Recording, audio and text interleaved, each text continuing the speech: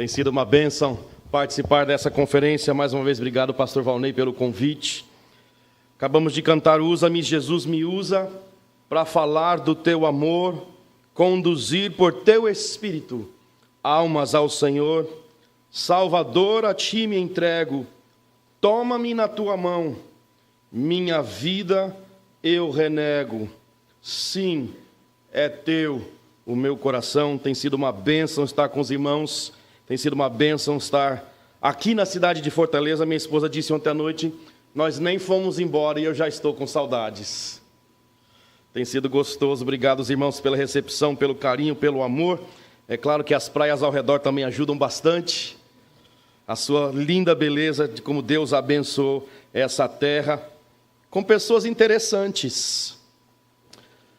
Uma certeza que eu tenho tido ao ouvir os relatórios missionários, especialmente hoje de manhã, e claro, olhando para mim, você também pode ter essa certeza, é de que Deus pode usar qualquer pessoa, sem distinção de idade. Deus usa qualquer um. Pessoas que são doidas, que dirigem Kombi a 120, pessoas que andam de moto na estrada, e pessoas mais sérias e mais caladas, novos, idosos. Deus quer nos usar para a sua glória. E tem sido uma bênção ver esses relatórios missionários desses servos do Senhor.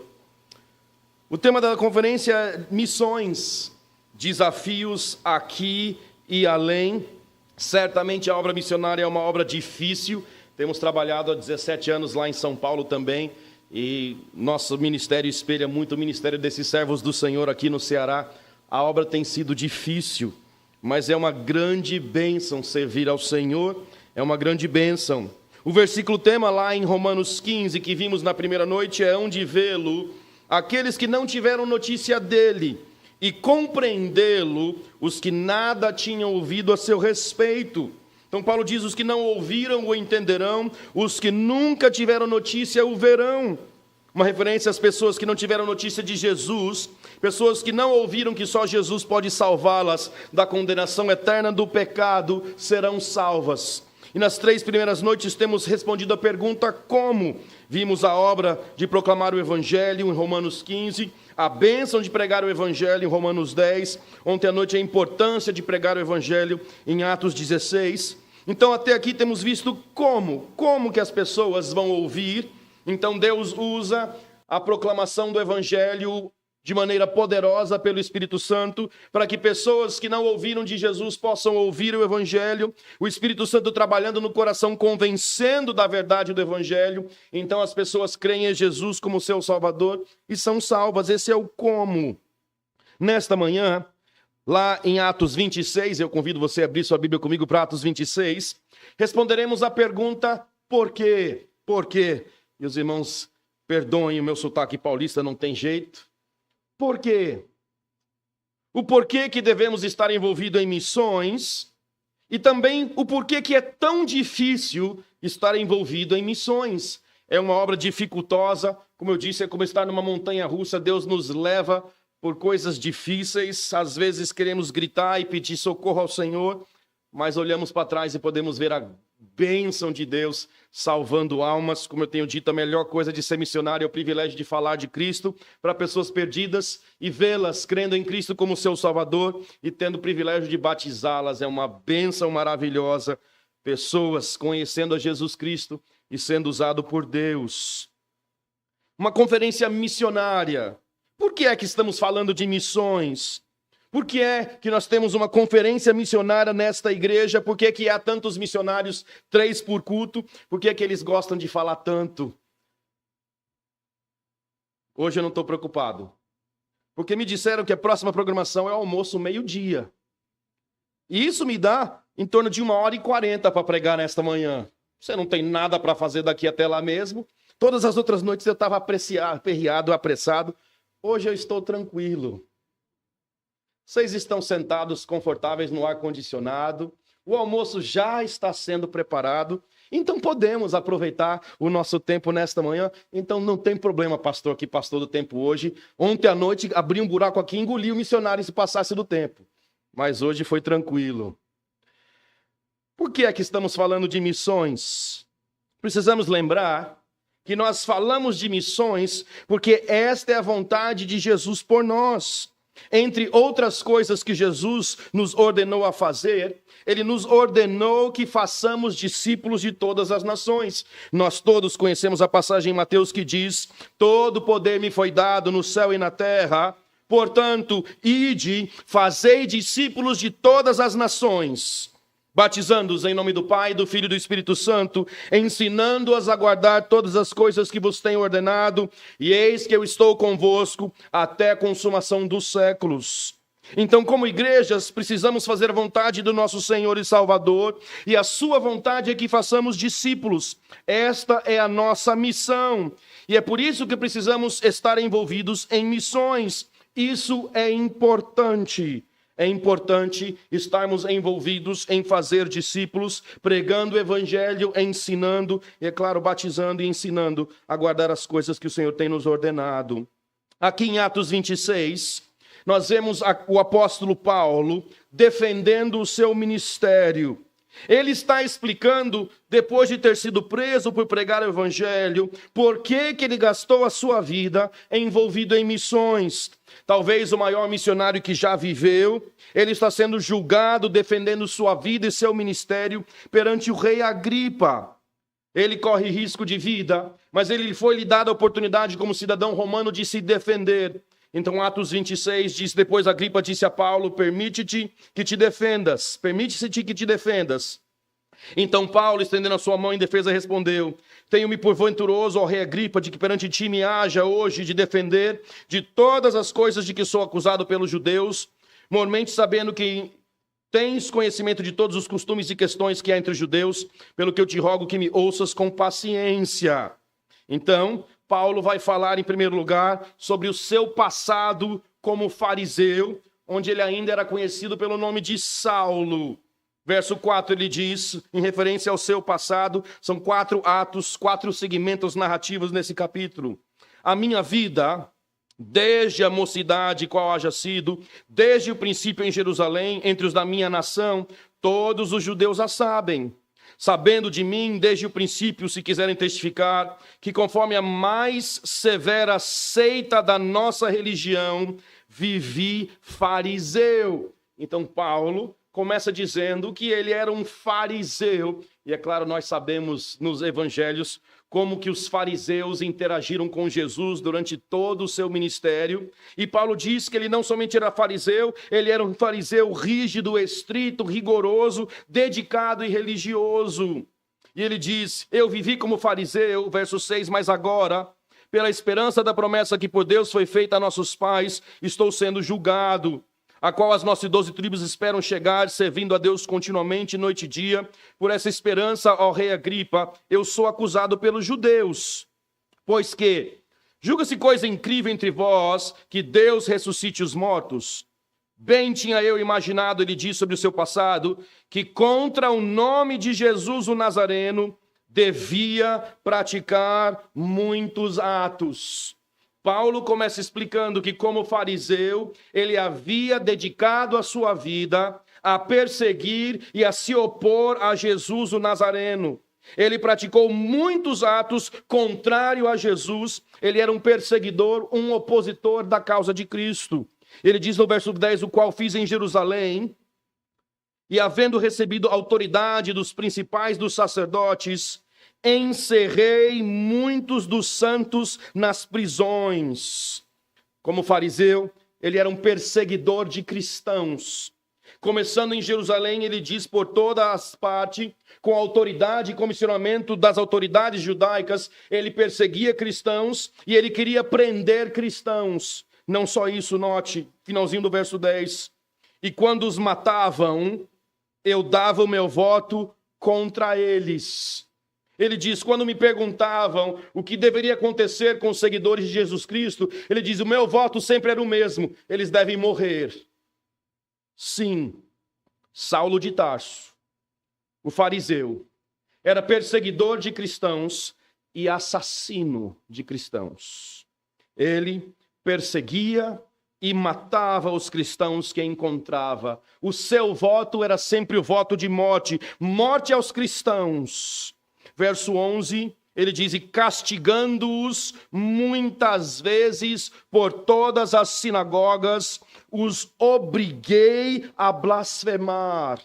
Não só ele era a favor da morte dos cristãos, dos seguidores de Cristo, ele também era a favor da tortura destes cristãos. Ele os torturava e os obrigava a negar o nome de Jesus Cristo e a blasfemar. E no meio do verso 11 ele diz: e enfurecido demasiadamente contra eles, até nas cidades estranhas os persegui. Paulo explica que na sua juventude ele odiava Jesus Cristo, ele odiava cristãos, ele odiava o evangelho, ele perseguia seguidores de Jesus Cristo, ele os castigava, os torturava, e quando dada a oportunidade de votar, ele votava pelas suas mortes. Enfurecido demasiadamente contra eles, ele os perseguia. E um dia, verso 12, indo a Damasco, com poder e comissão dos principais dos sacerdotes, Paulo se diz um perseguidor de Cristo. Uma maneira bastante interessante de começar a sua defesa enquanto cristão e missionário. Ele vai dizer: Agripa, o meu passado era um passado completamente distinto do meu presente. Eu era alguém que odiava a Cristo, que odiava o cristianismo, que odiava o evangelho. Eu era alguém que fez muitas coisas erradas. Só que um dia, a caminho de Damasco, com autoridade de prender e torturar mais cristãos, ele disse: ao meio-dia, ó rei, vi no caminho uma luz do céu. Uma luz, ele explica, que excedia o esplendor do sol. Bem, todas as nossas mães nos disseram como crianças para não olhar para o sol, verdade? A mãe dizia: não olha para o sol que vai estragar seus olhos. E todos nós, pecadores desobedientes, fizemos o quê? Olhamos para o sol. E é por isso que muitos usam óculos hoje. Não sei. Mas se você já olhou para o sol, e ele brilha bem brilhante aqui no Nordeste, você fica cego com a intensidade do sol. Paulo diz que a luz que lhe apareceu excedia a luz do sol. É claro, era a glória do Criador do sol. Afinal de contas, dizem que o sol é uma estrela de quinta grandeza. Isso? Cadê os cientistas da igreja? Quinta grandeza? Tá certo isso? Quinta grandeza. A luz que ali apareceu era uma luz que excedia o esplendor do sol. Ele diz no meio do verso 13, cuja claridade me envolveu e os que iam comigo. E note a reação dele diante dessa luz: e caindo nós por terra. Capítulo 22 nos explica que ele caiu por terra com medo. Ele ouviu uma voz, ele ficou com seus olhos fechados, ele ficou 3 dias cego pela intensidade das luzes, e ele estava ali tremendo de medo, atônito, diante do clarão, diante da intensidade da luz que lhe apareceu. Então Paulo explicou o seu passado, agora ele explica a sua conversão. Caindo por terra, ouvi uma voz que me falava em língua hebraica, na sua língua nativa, não em grego, como o Testamento foi escrito, mas falando na sua língua como judeu, no hebraico. E dessa gloriosa luz, uma luz tão intensa que ele ficou tremendo de medo, que lhe cegou por 3 dias, que lhe levou ao chão com medo. Então imagina a cena, ele está andando ali para Damasco, aparece esse clarão ao meio-dia, o clarão é mais intenso do que o sol que está brilhando ao meio-dia. Ele, com medo dessa luz, se joga em terra, com o rosto em terra, tremendo de medo pela sua vida. Ele ouve uma voz, e essa voz lhe dirige pelo nome: Saulo, Saulo, por que me persegues? Saulo, eu te conheço, sei o teu nome, sei quem você é e sei o que você tem feito. A segunda frase que ele ouviu dessa luz gloriosa: dura coisa te é recalcitrar contra os aguilhões. O que significa isso? Recalcitrar é quando o animal dá coice para trás. Quando você pega o aguilhão e cutuca o animal, em vez de ir para frente como lhe é esperado, o animal teimoso, em vez de andar para frente, ele recalcitra, ele dá o coice para trás. É como se a luz estivesse dizendo para Paulo: Paulo, por que você tem agido como uma mula teimosa? Enquanto eu ajo na sua vida, por que você tem se recusado a entender? Por que você tem agido como uma mula? Eu não sei a diferença entre jegue, asno e mula. Alguém tentou me explicar essa semana? Talvez você saiba. Mas as palavras que foram usadas de Paulo não são palavras lisonjeiras. Ele, o fariseu, imponente, com autoridade, se sentindo importante, ele ouve dessa luz enquanto ele está com a cara no chão, dizendo: Saulo, eu sei que você tem feito contra mim, porque tem me perseguido. É difícil coisa, quando cutucado pelo aguilhão, ficar dando coice para trás. Então Saulo disse, ali com a cara no chão: quem és, Senhor? E imagine a sua surpresa, quando daquela luz gloriosa, daquela luz que excedia o esplendor do sol, cuja claridade o envolveu e os que iam comigo, quando aquela gloriosa e imponente luz lhes disse: eu sou Jesus, a quem tu persegues. Certamente, Saulo havia acreditado que os discípulos tinham inventado uma mentira, que Jesus tinha morrido na cruz, que seu corpo havia sido roubado, por isso ele perseguia esses mentirosos, esses falsos seguidores de Jesus. Mas agora, a caminho de Damasco, ele está frente a frente com aquele que é o Senhor, Criador de todas as coisas, de uma luz gloriosa, impactante, imponente, uma luz que ele não podia contemplar, uma luz que o fez cair em terra tremendo, cego, e essa luz lhe diz: eu sou Jesus, a quem tu persegues. Em 1 Coríntios 15, que o pastor Jaime leu agora há pouco, se eu não me engano foi hoje, não foi? Ele descreve que, por último, Jesus apareceu a mim, porque eu sou o menor dos apóstolos, que não sou digno de ser chamado apóstolo, pois que persegui a igreja de Deus, mas pela graça de Deus sou o que sou. Eu sou o menor, mas ele diz: eu também vi a Jesus. Paulo foi completamente impactado quando ele entendeu que Jesus estava vivo. Sim, ele sabia que Jesus havia morrido, mas agora ele tem total certeza de que Jesus ressuscitou e ele é Deus e Senhor de todos, e ele estava ali falando-lhe. Então Jesus se lhe dirige a ele. Então já vimos o passado de Saulo, já vimos a conversão de Saulo. Note agora a comissão do Salvador. Jesus diz, verso 16, levanta-te e põe-te sobre os teus pés. Fica de pé. Nós vemos em outras narrativas que ele não podia ver por 3 dias. Então ele ficou cego diante da gloriosa aparição de Jesus. E Jesus lhe disse, por isso eu te apareci com este propósito, para te pôr por servo e testemunha. Essa palavra que talvez apareça como ministro da sua vida é uma palavra interessante. Ela tem a sua origem para descrever alguém que rema no barco. Você imagina um navio, na parte de baixo ficam os remadores, ali fica alguém dizendo rema, rema. E aquela palavra, o ruperetes, é alguém que está ali embaixo remando. Essa palavra descreve alguém que é um auxiliar, um ajudante ou um subordinado. Alguém que está debaixo de outra pessoa. Normalmente, então, um servo, um ajudador. Essa palavra também é usada para descrever um assistente médico. Alguém que passa os instrumentos para o cirurgião para que ele possa executar a sua cirurgia.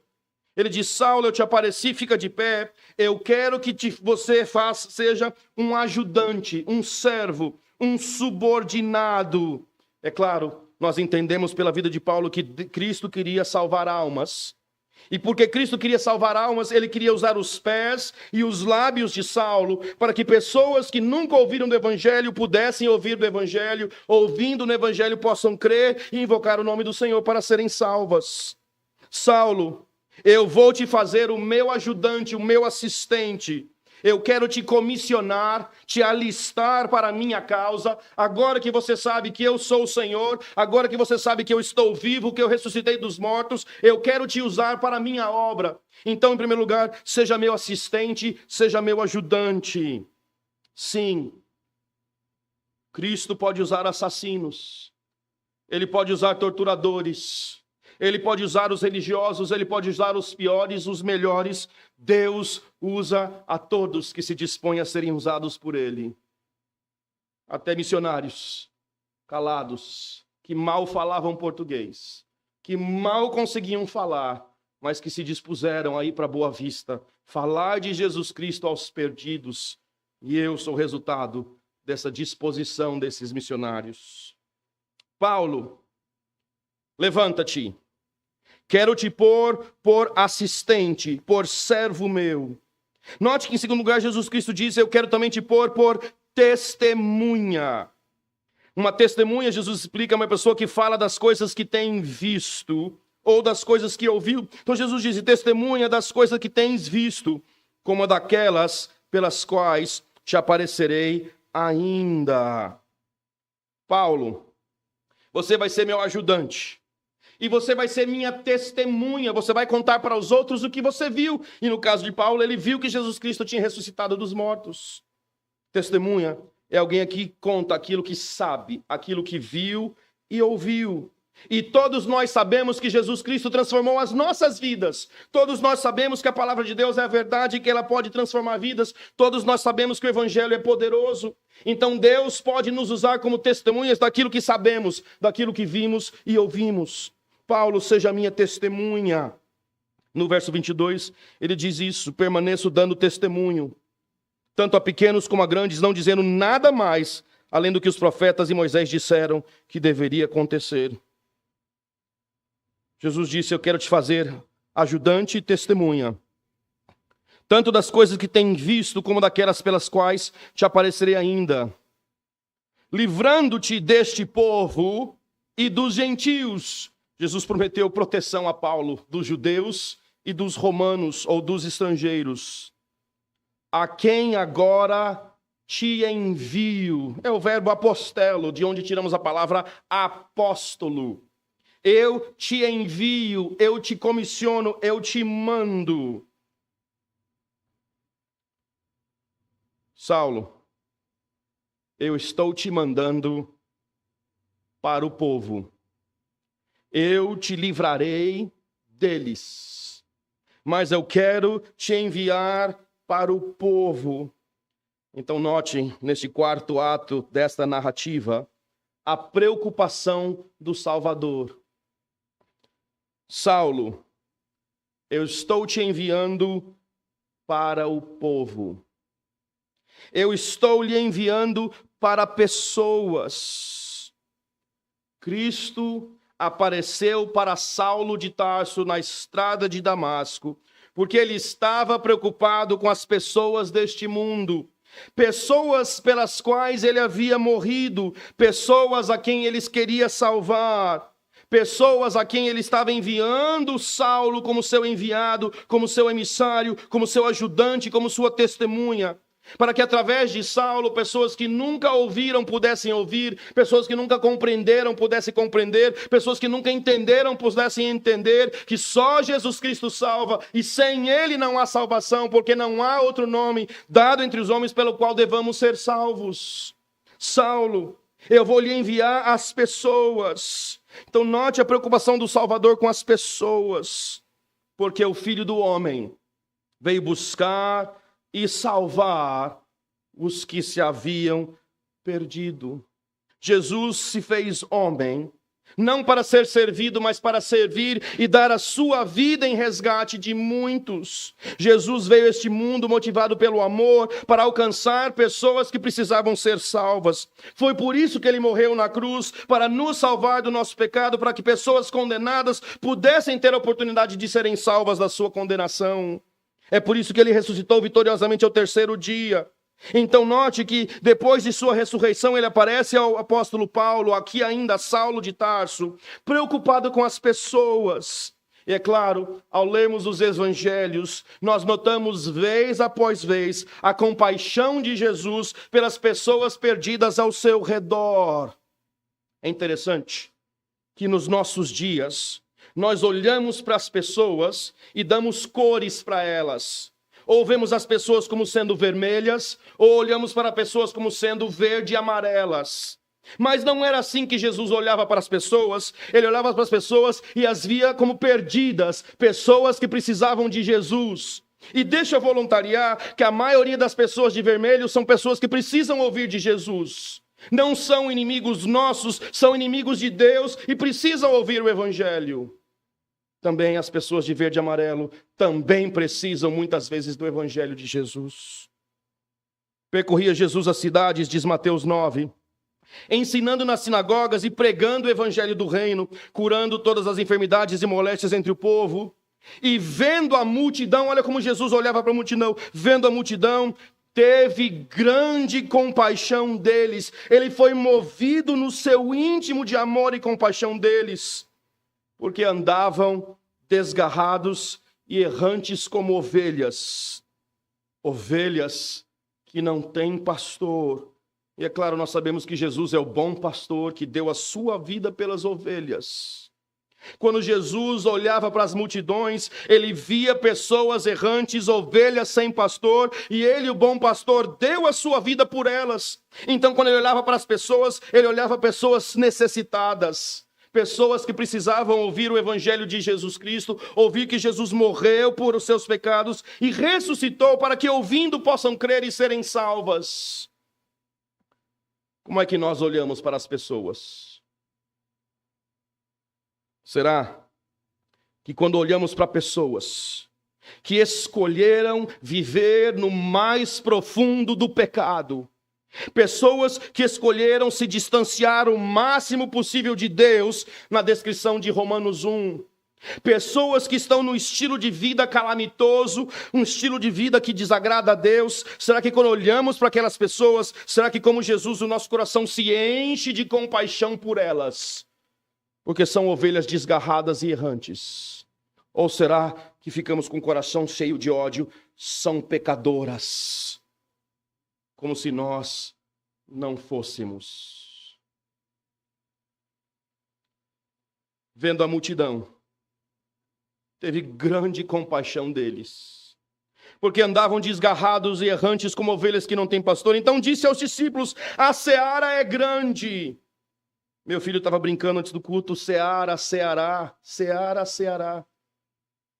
A seara do Ceará é grande.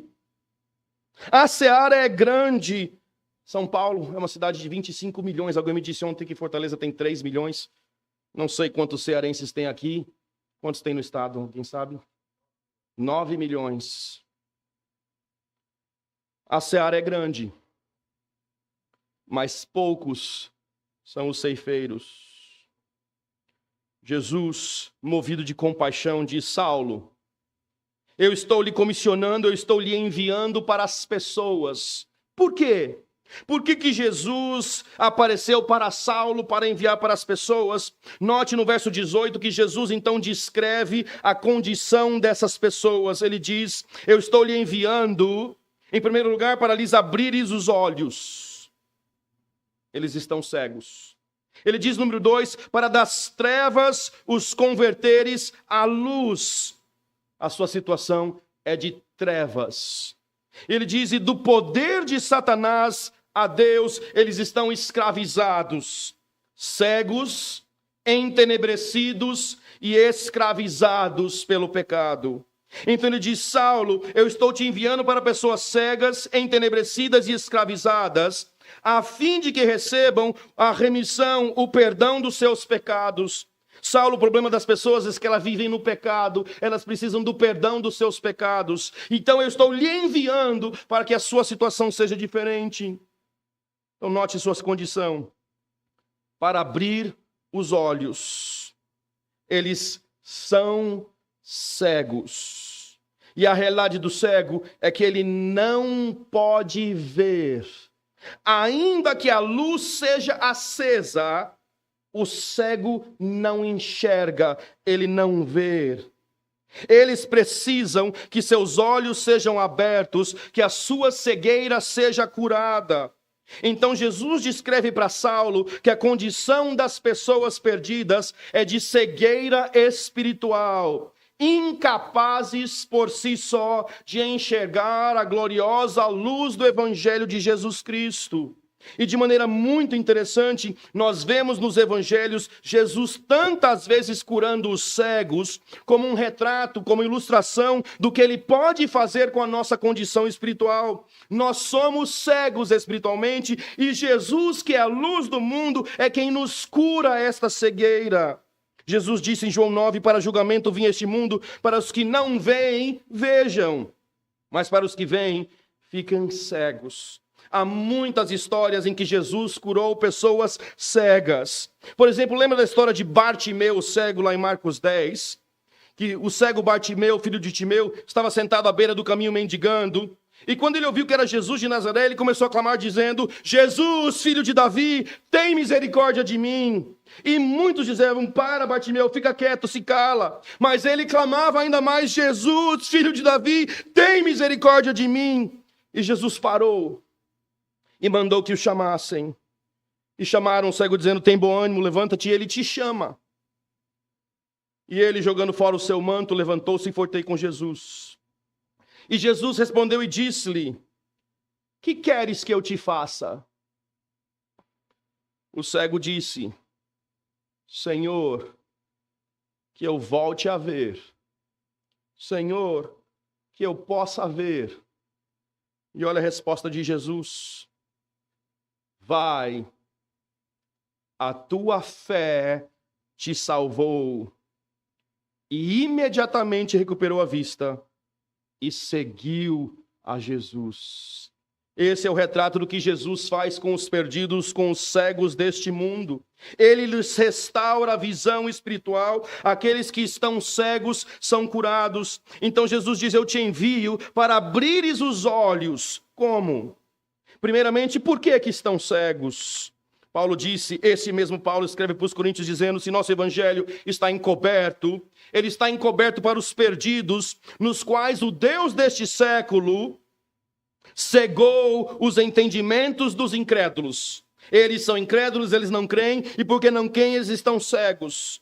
Os deuses deste século, Satanás, cegou o entendimento dos incrédulos, é 2 Coríntios 4, para que não lhes resplandeça a luz do evangelho da glória de Cristo. Olha que interessante a linguagem de Paulo. Resplandecer a luz do evangelho da glória de Cristo. Penso que ele está fazendo uma referência ao seu encontro com Jesus, um encontro com uma luz gloriosa, a glória de Jesus, a glória do evangelho de Jesus. Então Deus deste século cegou o entendimento das pessoas para que não lhes resplandeça a luz do evangelho da glória de Cristo, que é a imagem de Deus. Então as pessoas estão cegas, elas não podem ver a luz de Jesus. Mas note que ele diz: mas nós pregamos a Jesus Cristo, porque Deus, que das trevas disse que resplandecesse a luz, uma referência a Gênesis, quando Deus disse haja luz e das trevas houve luz, é quem resplandeceu em nossos corações para a iluminação do conhecimento da glória de Deus na face de Jesus Cristo. Então Paulo explica em Coríntios que as pessoas são cegas e somente Deus, que pode trazer luz de onde há trevas, é quem resplandece nos nossos corações diante da pregação do evangelho, para que haja conhecimento da glória, do brilho, da luz de Deus diante de Jesus Cristo. Saulo, estou te enviando para lhes abrires os olhos. Sim, A realidade das pessoas sem Jesus é que elas estão cegas. Elas não podem ver a não ser que o evangelho lhes seja pregado e que Deus trabalhe em seus corações e que Deus, que das trevas faz luz, é que nas trevas faz resplandecer a luz do evangelho de Jesus. Cegueira é a sua condição. Então, ao olharmos ao redor, lembremos da cegueira das pessoas ao nosso redor. Elas estão cegas e precisam da luz do mundo. Sim, cegueira. Essa é a realidade. E há tantos hinos que nós cantamos que são muito preciosos para nós, que descrevem essa condição. Lembra desse texto bem conhecido? Ó, tão cego eu andei e perdido vaguei, longe, longe do meu Salvador. Mas da glória desceu e seu sangue verteu para salvar um tão pobre pecador. Foi na cruz, onde um dia eu vi meu pecado castigado em Jesus. Foi ali pela fé que meus olhos abri, e eu agora me alegro em sua luz. Outro hino bastante conhecido. Ó, graça excelsa do Senhor, perdido me achou, estando cego me fez ver, da morte me salvou. Saulo, note as pessoas, note a sua condição. Elas estão cegas. Note, em segundo lugar, a sua situação. Elas estão em trevas. Para lhes abrires os olhos e das trevas os converteres à luz. Sim, a sua condição é cegueira, a sua situação é escuridão. Elas vivem sem luz. Já teve a oportunidade de acordar no meio da noite, no escuro total, e tentar achar o banheiro no escuro? Você sai tateando, tentando achar as paredes. É assim que Jesus descreve as pessoas, entenebrecidas no seu entendimento, separadas da vida de Deus, vivendo em trevas. A escuridão é a sua situação sem Cristo. E é claro, as trevas têm relação direta com a cegueira, porque estão cegos e vivem em trevas, vivem na escuridão. Mas também trevas, na palavra de Deus, é sinônimo de pecado. Elas vivem nas trevas do pecado. Enquanto Jesus é a luz deste mundo. Jesus é luz. Enquanto as pessoas vivem nas trevas. Saulo, eu te envio para que elas tenham seus olhos abertos, para que elas sejam convertidas, transferidas das trevas para a luz.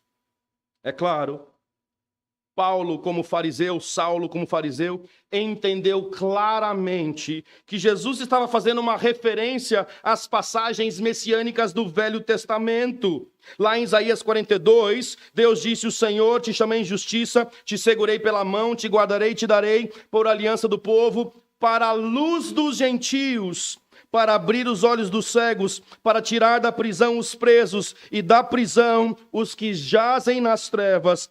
Eu sou o Senhor, este é o meu nome.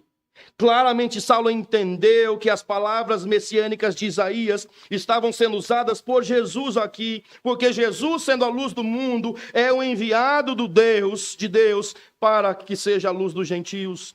Também ainda Isaías 60, levante-se e brilhe, pois a luz chegou, a glória do Senhor nasce sobre ti. Pois eis que as trevas cobrirão a terra, as trevas profundas os povos. Mas o Senhor se levará sobre vós, a sua glória será vista. Os gentios virão à tua luz. E é claro, Jesus, se apropriando dessas passagens, diz em João: eu sou a luz do mundo. Quem me segue não andará em trevas, mas terá a luz da vida. A condição das pessoas é cegueira, a sua situação é trevas. Eles vivem cegos, eles estão em trevas. Jesus é a luz do mundo e quem lhe segue não anda em trevas, mas tem a luz da vida. Paulo diz em Colossenses que ele nos libertou da potestade, do poder ou domínio das trevas. Jesus nos libertou do poder das trevas e nos transportou, nos transferiu para o reino do seu Filho de amor. Saulo, eu estou enviando pelas pessoas porque elas estão com uma cegueira, elas estão nas trevas. Note a terceira descrição. E do poder de Satanás a Deus. Elas vivem em cegueira, vivem em escuridão, vivem também em escravidão. Elas precisam ser convertidas do poder de Satanás para o poder de Deus. A verdade bíblica é que sem Jesus Cristo, nós somos servos de Satanás, filhos de Satanás, fazemos a vontade de Satanás e por isso somos filhos da desobediência. Paulo em Efésios 2 diz que Deus nos vivificou quando nós estávamos mortos em ofensas, em pecados, porque no passado nós andávamos segundo o curso deste mundo, segundo o príncipe da potestade do ar, do espírito que opera nos filhos da desobediência. O espírito que opera, energiza, dirige, que controla. O príncipe do poder do ar. No outro tempo nós seguíamos a Satanás, fazíamos a vontade de Satanás, fazíamos a vontade do mal, andávamos em trevas porque Satanás é trevas. E é claro, é por isso que em 1 João fica bastante claro que quem vive no pecado está vivendo uma vida de acordo com Satanás, porque quem conhece a Deus abandona o pecado porque Deus é luz. Esse é o resumo de 1 João. Saulo, eles estão escravizados. Então ele envia o Saulo para lhes abrires os olhos e das trevas os converteres à luz e do poder de Satanás a Deus. Vimos a sua condição, vejamos agora a sua necessidade. Ele diz no meio do 18, a fim de que recebam a remissão ou perdão dos pecados.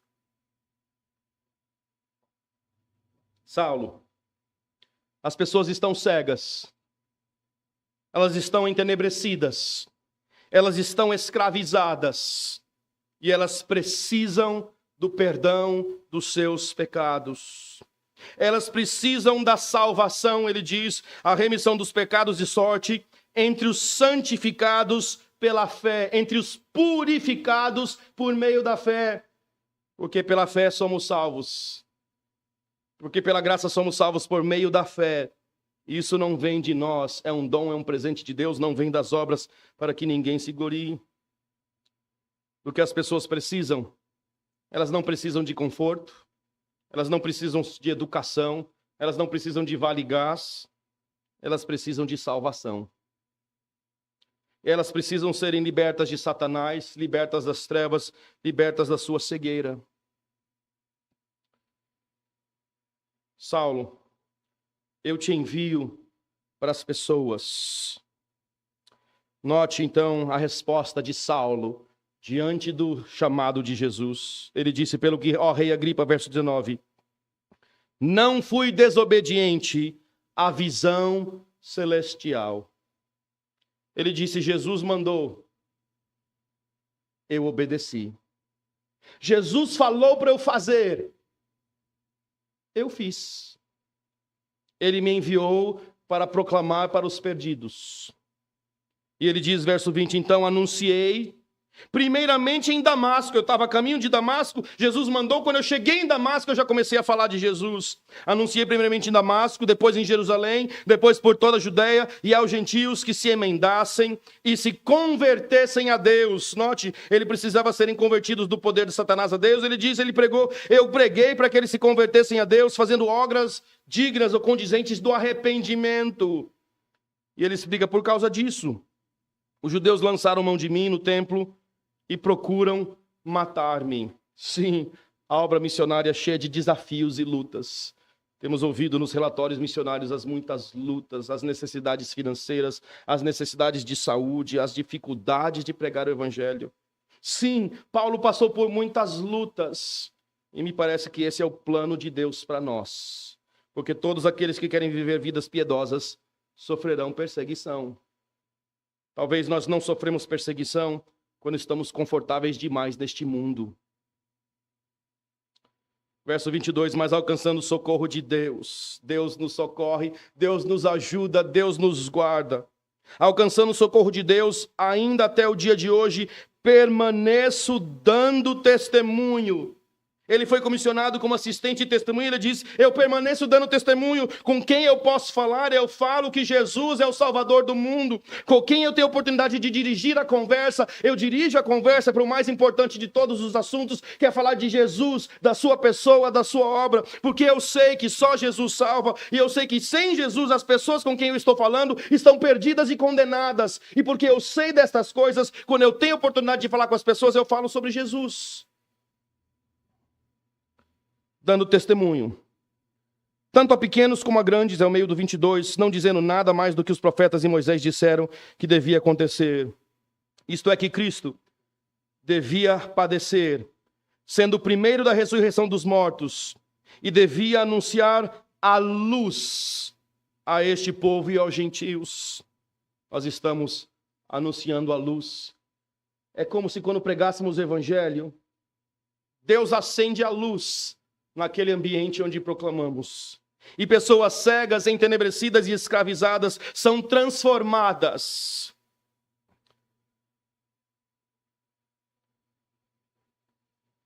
Agripa, eu fui obediente. Por que proclamamos o evangelho? Porque as pessoas perdidas precisam conhecer a luz deste mundo.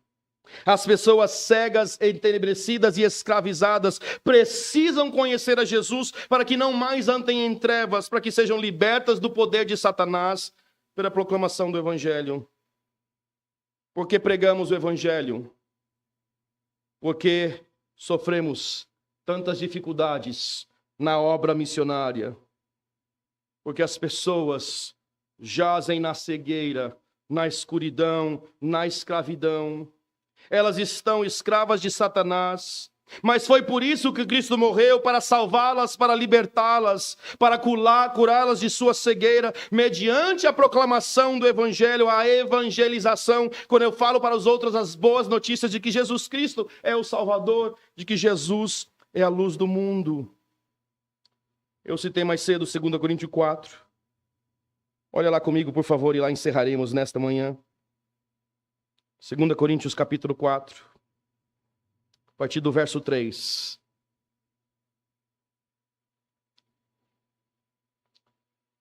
Tenho certeza que Paulo tinha como referência aquele dia na estrada de Damasco, quando ele escreveu essas palavras. Note, 2 Coríntios 4, 3. Mas se o nosso evangelho está encoberto, difícil de entender, velado, escondido, é para os que se perdem, para os perdidos, que ele está encoberto, difícil de olhar, achar. E ele está encoberto porque o Deus deste século, uma referência a Satanás, ao nosso inimigo, o Deus deste século cegou os entendimentos dos incrédulos, para que não lhes resplandeça a luz do evangelho da glória de Cristo, que é a imagem de Deus. Parece uma missão impossível, e é claro, sem a intervenção divina, para nós essa missão é impossível. Nós não conseguimos converter, nós não conseguimos salvar. Tudo o que conseguimos fazer é sermos usados por Deus para que Deus faça isso. O Deus deste século cegou os entendimentos, para que não lhes resplandeça. Parece que Paulo está visualizando aquela gloriosa luz na estrada de Damasco. A luz mais brilhante do que a luz do sol. Para que não lhes resplandeça a luz do evangelho glorioso, o evangelho brilhante, o evangelho que ilumina os corações, o evangelho que fala de Jesus Cristo, as boas notícias de que Jesus Cristo é o Salvador. O que nós fazemos então diante disso? O que fazemos diante dessa situação impossível para nós? Ele diz no verso 5, mas nós não pregamos a nós mesmos, mas pregamos a Jesus Cristo, proclamamos a Jesus Cristo, o Senhor. Sabe qual é a solução num mundo escravizado, entenebrecido e cego? A solução é proclamar que Jesus Cristo é a luz do mundo. Nós pregamos a Jesus Cristo Senhor, e ele explica porque Deus, que das trevas resplandeceu a luz, que Deus, que lá em Gênesis, onde só havia trevas, disse haja luz, e instantaneamente houve luz. Ele diz, esse mesmo Deus criador é o Deus salvador. Então Deus, que das trevas disse que resplandecesse a luz, é quem resplandeceu em nossos corações. Nós também vivíamos na cegueira, nas trevas e na escravidão, e quando um dia ouvimos a respeito de Jesus, que Jesus é a luz do mundo, Deus resplandeceu os nossos corações, Deus acendeu a luz de nossas mentes, Deus curou a nossa cegueira, de modo que pudéssemos enxergar que Jesus Cristo é o nosso Salvador. Deus é quem resplandeceu em nossos corações para a iluminação do conhecimento da glória de Deus. Deus iluminou a minha mente para que eu entendesse e conhecesse a glória de Deus, para que aqueles que não conheciam pudessem conhecê-lo, para aqueles que nunca tivessem ouvido dele pudessem ouvir na face de Jesus Cristo. E temos esse tesouro em vasos de barro. Em tudo somos atribulados, mas não angustiados, perplexos, mas não desanimados, perseguidos, mas não desamparados, trazendo sempre por toda parte a mortificação do Senhor Jesus no nosso corpo, para que a vida de Jesus se manifeste em nossos corpos. Ó graça excelsa do Senhor, perdido me achou, estando cego me fez ver, da morte me salvou. Ó, tão cego eu andei e perdido vaguei, longe, longe do meu Salvador, mas da glória desceu, o seu sangue verteu, para salvar um tão pobre pecador. Foi na cruz, onde um dia eu vi os meus pecados castigados em Jesus. Foi ali, por meio da fé, que meus olhos eu lhe abri, ou melhor, que ele abriu, e agora eu me alegro em sua luz. Ó, que grande prazer inundou o meu ser, conhecendo esse tão grande amor que levou o meu Jesus a sofrer lá na cruz para salvar um tão pobre pecador. Saulo, eu te envio para abrir os seus olhos, para das trevas convertê-los à luz e do poder de Satanás a Deus, a fim de que recebam o perdão dos pecados pela fé em mim. Que Deus nos ajude a participar dessa gloriosa obra de vermos pessoas cegas, perdidas e escravizadas, sendo iluminadas pelo poder de Jesus Cristo, pela luz da glória do Evangelho de Jesus. Que Deus nos ajude para que sejamos pequenos refletores da luz de Jesus, ajudantes e testemunhas daquilo que Deus nos fez. Oremos. Nosso Deus e Pai, obrigado por esse poderoso testemunho de Saulo de Tarso, perseguidor da igreja, mas transformado num grandioso missionário. A sua grandeza não estava em si mesmo, mas no fato de que ele se dispôs a ser usado por Deus para proclamar o evangelho àqueles que ainda não haviam ouvido. O ímpeto da sua vida era anunciar entre aqueles que ainda não conheciam a Jesus. Tantas igrejas foram plantadas, tantas vidas transformadas pelo Senhor Jesus. Até hoje, o Senhor continua salvando almas e usando os servos do Senhor para tal feito. Continua usando cada um de nós. Abençoa esses teus servos missionários nessa obra tão difícil, mas que o Senhor possa abençoá-los na sua fidelidade ao Senhor. Continua abençoando a Igreja Batista Manancial no seu desejo de se envolver cada vez mais em missões. A obra de ser usada por Deus, para que os perdidos cheguem ao conhecimento da verdade. Usa-nos para a tua glória até o dia em que o Salvador voltar. Obrigado porque o Senhor iluminou os nossos corações e nossas mentes diante da pregação do Evangelho. Obrigado porque o Senhor nos salvou, estávamos cegos e perdidos. Agora vemos a glória do nosso Deus. Ansiamos a volta do nosso Salvador. Mas enquanto o Salvador não volta, nos ajuda a sermos fiéis naquilo que o Senhor nos chamou a fazer. É no nome do Salvador que nós oramos. Amém. Amém. Pastor.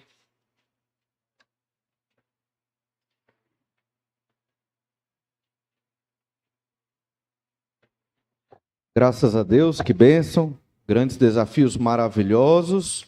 para, assim como o apóstolo, também nós sermos luz e pregarmos o evangelho. Logo mais, nós teremos o nosso almoço, lembrando que é um almoço, benefício da obra missionária. Se você já acertou, né, a sua contribuição para o almoço, amém?